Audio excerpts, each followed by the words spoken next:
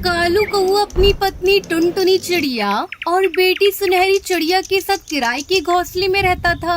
लेकिन कालू कौए को थोड़े दिनों बाद फिर से इसी बात का डर सताने लगा था कि कहीं मालिक और उनकी पत्नी का मन फिर से ना बदल जाए। अच्छे दाम मिलने पर कहीं वो घोंसला बेच न दे, क्योंकि कालू को अपने मालिक पर बिल्कुल भी भरोसा नहीं रहा था। एक दिन, ए जी, क्या हुआ है? 2-3 दिन से देख रही हूँ आप कुछ परेशान लग रहे हैं। ऐसी क्या बात है? आप न दाना अच्छे से खा रहे हैं, न पानी पी रहे हैं। मुझे नहीं बताएंगे तो फिर किसे बताएंगे? टुनटुनी, मैं सोच रहा था कि मैं तुम्हें और अपनी बेटी को लेकर यहाँ से आज रात को ही निकल जाऊँ। क्यों जी, आपको फिर शक हो रहा है मालिक पर कि वो हमें अलग कर देंगे? हाँ, क्योंकि भरोसा एक बार में ही टूट जाता है और बार बार भरोसा नहीं बनता। इस बार मैं अपने परिवार को लेकर कोई रिस्क नहीं लेना चाहता। रात के अंधेरे में ही कालू अपने परिवार को लेकर वहाँ से बहुत दूर चला जाता है। मीलों दूर उड़ने के बाद कालू को एक सुंदर सा पेड़ नजर आया। उसने अपने परिवार के साथ वहीं अपना एक सुंदर सा घर बनाया और अपने परिवार के पालन पोषण के लिए रिक्शा चलाने का काम करने लगा। कालू खूब सारी मेहनत करने की सोच रहा था। अभी मुझे खूब सारी मेहनत करनी होगी, अपने परिवार की सारी जरूरतें पूरी करनी होंगी। कभी किसी चीज की कमी नहीं होने दूंगा अपनी टुनटुनी और सुनहरी को। अब इसके लिए मुझे खूब सारी मेहनत करनी है। फिर एक दिन टुनटुनी चिड़िया तैयार होती है तो वो देखती है कि उसकी बिंदी ही खत्म हो गई है। अरे ये क्या? मेरी तो बिंदी ही खत्म हो गई है। कोई बात नहीं, बिंदी नहीं लगाऊंगी तो कौन सी बदसूरत लगूंगी। वैसे भी सुनहरी के बाबा कहते हैं मैं श्रृंगार करूँ न करूँ, मैं उतनी ही सुंदर लगती हूँ। और अब हमारे पास इतने पैसे भी नहीं है कि हम फालतू की चीजों पर खर्च करें। तभी सुनहरी चिड़िया माँ के पास आकर कहती है, माँ, मैं अभी पड़ोस के एक बच्चे के पास खिलौने देख के आई हूँ। माँ, मुझे भी खिलौना चाहिए, मेरे पास तो एक भी खिलौना नहीं है। बेटा देख, तेरे पापा पूरी कोशिश कर रहे हैं ना हमें बेहतर जिंदगी देने की। अभी हमारे पास इतने पैसे नहीं है बेटा कि हम कुछ भी खरीद सके। जो कुछ भी था तुम्हारे बाबा ने रिक्शा खरीद लिया। थोड़े दिनों में काम अच्छा चलने लगेगा, फिर तुम्हें तुम्हारे बाबा बहुत सारे खिलौने ला कर देंगे। और बेटा, जरूरी नहीं होता जो और पक्षियों के पास हो वो हमारे पास भी हो। ठीक है माँ, मैं सब समझ गई। पीछे खड़ा कालू कौआ टुनटुनी चिड़िया और सुनहरी चिड़िया की सारी बातें सुन लेता है और बहुत दुखी होता है।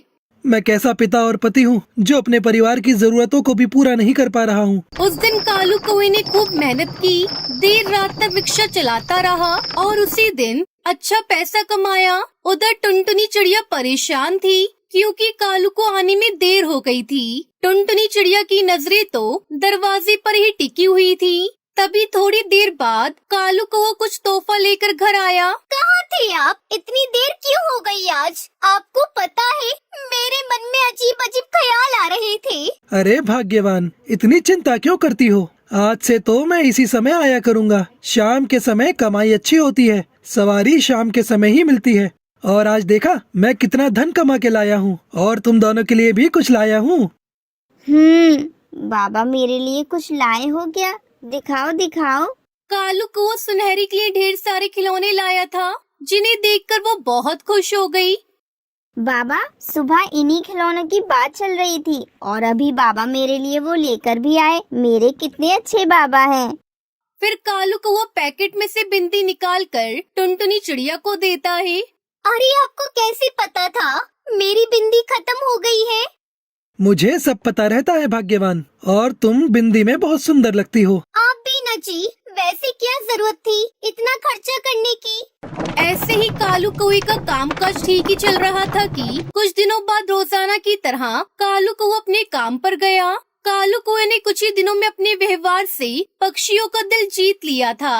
सारे पक्षी उसी के रिक्शे में बैठना पसंद करते थे, पर कुछ बुरे पक्षियों को ये बात अच्छी नहीं लगती थी और वो आपस में बातें करते हुए कहते हैं, यार उल्लू, इस कालू ने तो कुछ ही दिनों में अपना धंधा जमा लिया है। जब से ये यहाँ आया है तब से हमारा काम ठप हो गया है।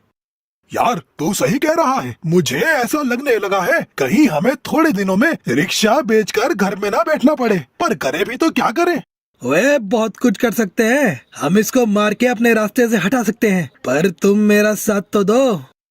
नहीं, मैं तुम्हारा साथ इसमें बिल्कुल भी नहीं देने वाला। भले ही मेरा काम न चले, मैं अपने स्वार्थ के लिए किसी की जान नहीं ले सकता। मैं तो तुम्हें भी मना कर रहा हूँ, ये सब मत करो, ये पाप है।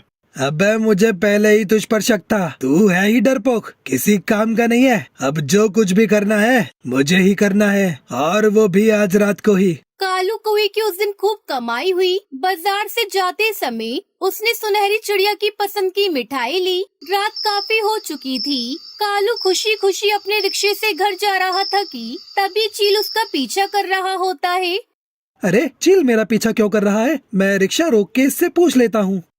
कालू कौवा जैसे ही रिक्शा रोक के उनसे पूछने की कोशिश करता है, तभी चील एक पेड़ पर छुपकर स्नीपर से कालू कौवे पर हमला कर देता है, जिससे कालू कौवा पूरी तरह से जख्मी हो जाता है, जिसकी वजह से वो धीरे धीरे वो दम तोड़ बैठता है।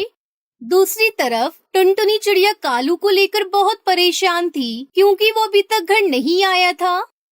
माँ, आप अभी तक सोई नहीं? क्या हुआ? माँ, मुझे तो पता ही नहीं चला, मैं कब सो गई। हाँ बेटा, देखना, आज तो तेरे बाबा को बहुत देर हो गई है। वो अभी तक घर नहीं आए। मुझे बहुत चिंता हो रही है। बेटा तू घर पर रुक, मैं तेरे बाबा को देखने बाहर जा रही हूँ। माँ, मैं भी चलती हूँ आपके साथ। दोनों माँ बेटी कालू कौवे को ढूंढने निकलती है। बहुत ढूंढने के बाद उन्हें कालू कौवा नहीं मिलता। दोनों बहुत परेशान हो जाती है। तभी अचानक से उल्लू वहाँ से गुजरता है और वो टुनटुनी उसकी बेटी को देखकर उनसे पूछने लगता है। भाभी जी, आप रात को छोटी बच्ची को लेकर कहाँ जा रही हैं? क्या बताऊं भाई साहब, सुनहरी के पापा अभी तक घर नहीं आए। मैं उन्हीं को ढूंढ रही हूँ। क्या कालू घर नहीं आया? हे भगवान, कहीं चील ने कालू के साथ कुछ गलत तो नहीं कर दिया? ऊपर वाले कोई अनर्थ ना हुआ हो। क्या कह रहे हैं आप? कुछ समझ में नहीं आ रहा। साफ साफ कहिए भाई साहब। कुछ नहीं भाभी, चलिए मेरे साथ, साथ में ढूंढते हैं कालू को। सारे मिलकर कालू कौवे को ढूंढने लगी। थोड़ी देर बाद सुनहरी चिड़िया को कालू का रिक्शा दिखा। पास जाकर देखा तो रिक्शे के साथ कालू की लाश पड़ी हुई थी। टुनटुनी चिड़िया के तो पैरों तले जमीन ही खिसक गई। दोनों माँ बेटी का रो रो कर बुरा हाल हो गया था। भाभी जी, मैं आपसे कुछ कहना चाहता हूँ, और अगर ये बात पहले ही आपको बता दी होती तो शायद कालू आज जिंदा होता।